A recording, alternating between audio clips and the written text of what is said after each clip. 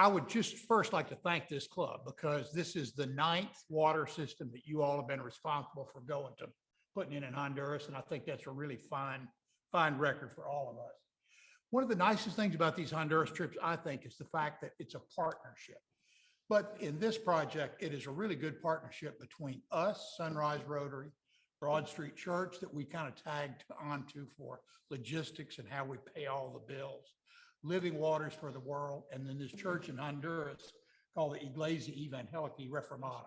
You know, we took 11 people of us down there. 5 of us were from the Rotary Club. But if there are 11 of us, there are 18 of them. So this is a team effort that can't happen without both. This is the Rotary group that went this time. And this is Nueva Esperanza. Nueva Esperanza has become sort of our poster child water system because they turn out about 2,000 bottles a month out of that system, which is the biggest system by far. As you can kind of envision, a 5-gallon bottle of water, which is the way these systems work. People come, bring their empty bottle after they've used it. They refill them, we recap them, and they carry them home. Well, 5 gallons of water, how much does it weigh, Bob? 40 pounds. You know, if you live 10 blocks away from the water system, that can be quite a problem. So 2 of these systems, the one in Morazan and now the one in Nueva Esperanza, have on their own bought systems to transport those water bottles. So this water project in Honduras is in a little village called Acotalito. Those water systems cost about 10 grand. And that's what we get, what I get, or the program gets from Rotary. $5,000 from the club, $5,000 from the district. I'll tell you, the way these water systems work is the village that is committed to these things. I had a series of Zoom meetings with this village over time to kind of get them committed. Their commitment is they have to build the building. These little buildings, which are fairly small, cost about $2,000 worth of material in Honduras. Like every place else, inflation's a problem there. Metal is quite expensive. Cement and block are not. So they have to commit to building the building, which is a big deal for a village like Acotalito that has 90 families, to come up with $2 grand and volunteer labor to build it. This is the building in Acotalito. This is the inside of the building. And part of the deal is, the idea is not that we physically do the work, although we do physical work. The idea is that you teach the people there how to do it. What happens is they have to commit to having a team of operators. That same team has to work with us for the week while we do the installation, so they learn how the system works. So that it's really a matter of trying to teach them as you go how to put the system together and how to make it work after we leave.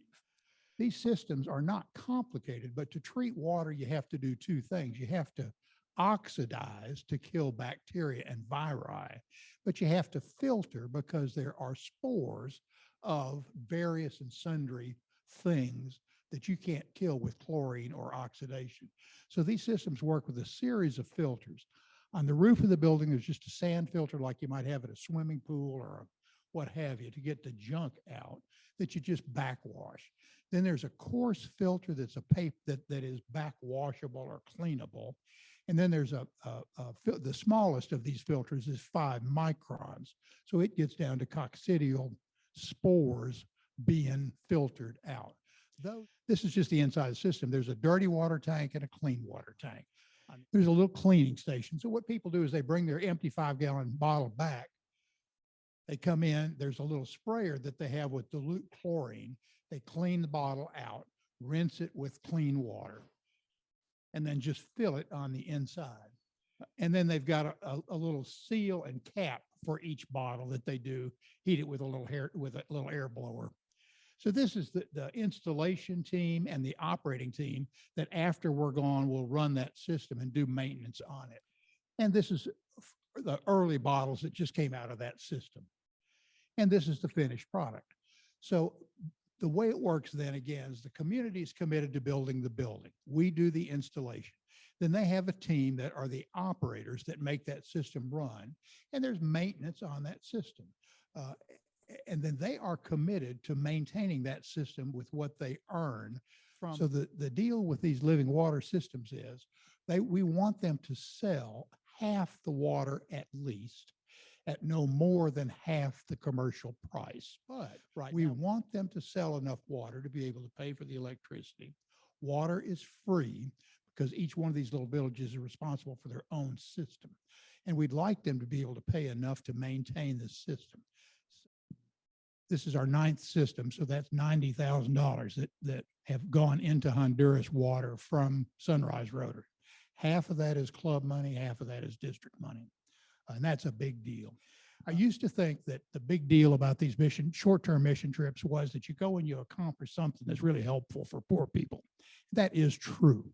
I mean, I think what we do is a good thing, but if you have ever been in that kind of a setting, you come back different. You come back with a different worldview. So I think it is as worthwhile for the people that go as it is for the people that we serve. So I think it's a good program, and any of you that are interested, love to have you go.